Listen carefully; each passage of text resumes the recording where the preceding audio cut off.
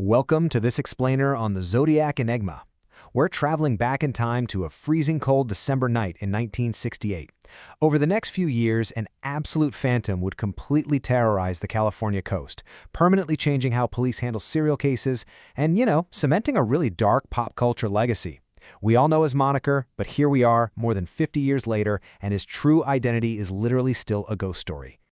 So think about this for a second. How does a killer write his own legend and then just simply vanish? There have been plenty of serial killers who claimed far more victims, unfortunately.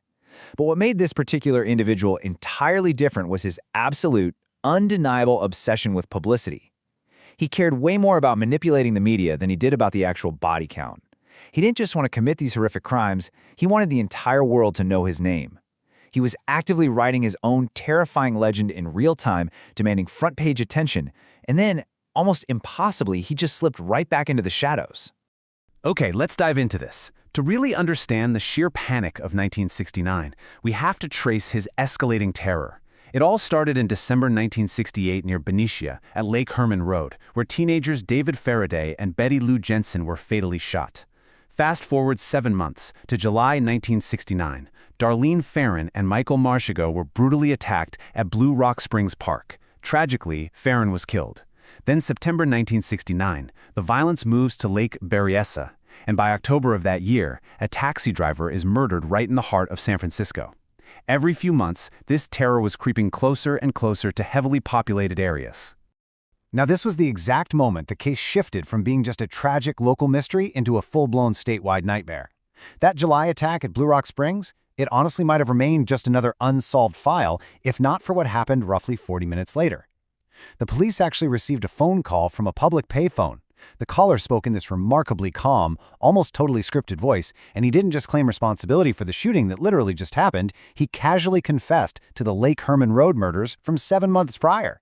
He was actively weaponizing the press, turning a serious, multi-jurisdictional investigation into his own twisted public game. And then came the letters. On August 1st, 1969, 3 different newspapers received these handwritten notes, absolutely packed with bizarre, deliberate misspellings just to taunt the authorities. A week later, another letter arrives, and it opens with 6 incredibly chilling words. "This is the Zodiac speaking." That one phrase permanently embedded a brand new name into criminal history. He demanded that newspapers print his messages right on their front pages, literally threatening additional killings if they refused. The public was officially introduced to the villain's self-chosen identity. To really solidify this terrifying public persona, he didn't just stop at a name. He actually used a logo. He started signing his letters with this trademark symbol that looked like a circle with a crosshair right through it. Visually, it just cemented his villainy and created an absolute nightmare for the police, who were desperately trying to keep facts out of the press.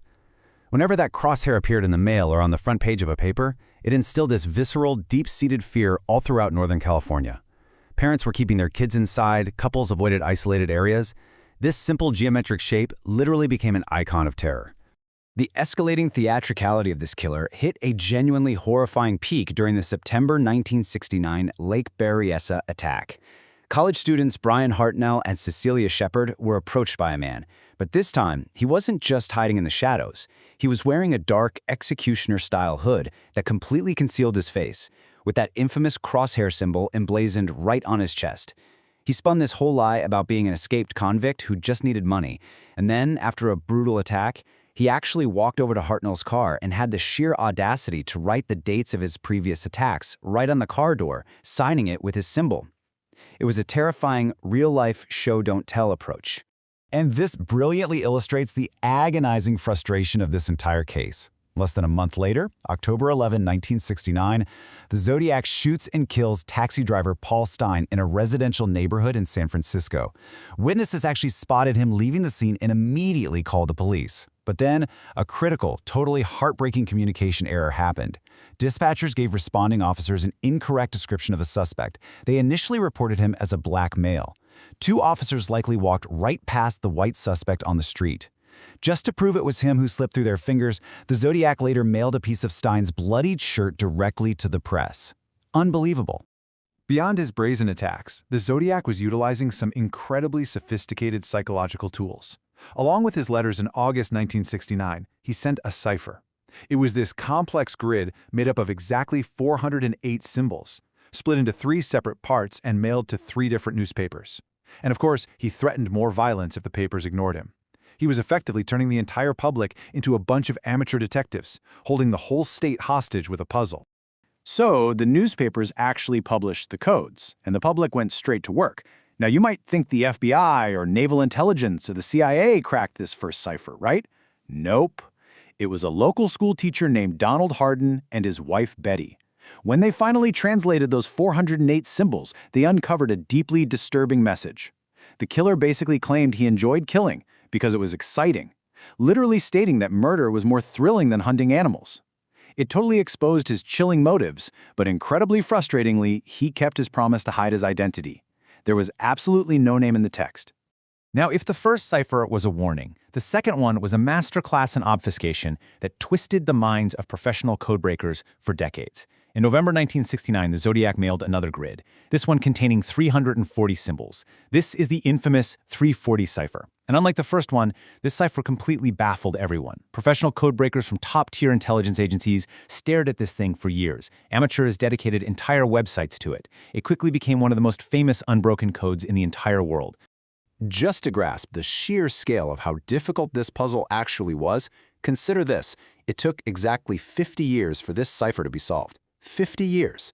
It wasn't until the year 2020 that a team of brilliant civilian codebreakers running sophisticated software through global supercomputing networks finally cracked it. For half a century, those symbols held their secret, with millions of people hoping that the decoded text would finally unmask the killer once and for all. But, as you might guess, that breakthrough brought an ultimate, crushing disappointment. After 50 years of waiting and wondering, the translated text yielded absolutely zero names, no addresses, and no real clues to his identity. Instead, it was simply filled with more taunts. The message mocked investigators' efforts, explicitly stating he wasn't the guy who had recently called into a television talk show, and then he just rambled about his lack of fear regarding death. Even decades later, acting like a ghost from the past, the Zodiac was still playing his twisted games with us. Now, what's really interesting about this slide is how we have to weigh the evidence in the suspect hunt. Investigators pursued hundreds of leads, but the most famous suspect by far was a man named Arthur Lee Allen. On one hand, you have these incredibly compelling circumstantial clues. I mean, Allen literally owned a watch brand called Zodiac that actually featured the crosshair logo. He made disturbing statements to acquaintances about hunting people, and some even thought he matched the physical descriptions. But then, on the other side of the ledger, you hit absolute forensic dead ends. His fingerprints didn't match, his handwriting didn't match, DNA completely failed to connect him. The case against Allen, to this day, remains entirely unproven. So, why does this mystery remain unsolved? We really have to understand the severe forensic limitations of that era. Crime scene procedures in the late 1960s were frankly primitive compared to today's standards. DNA technology? It simply didn't exist yet. Over the years, critical evidence was lost, some of it was heavily contaminated by investigators who literally didn't wear gloves, and some evidence was just never collected at all. Modern investigators are basically trying to solve a giant puzzle where half the pieces have been thrown away or permanently damaged by time. Which brings us to another enduring, incredibly frustrating mystery. Why did he stop? More than 50 years have passed since his last confirmed communication. Did the Zodiac die? Did he just move away? Was he imprisoned somewhere for an entirely different, unrelated crime? Or did he just choose to fade away into the shadows, completely satisfied with the massive pop culture legacy he had built? A legacy that, by the way, went on to inspire countless books and David Fincher's highly acclaimed 2007 film. We just don't know. Amidst all the sensationalism, the complex ciphers, and the pop culture lore, it is absolutely crucial that we shift our focus back to the tragic reality of this case. We have to remember David Faraday, Betty Lou Jensen, Darlene Ferrin, Cecilia Shepard, Paul Stein, and the survivors whose lives were forever altered, Michael Mageau and Brian Hartnell. The Zodiac desperately wanted to be remembered as a mastermind, but these are the real people at the center of the story. They are the actual reason this investigation matters.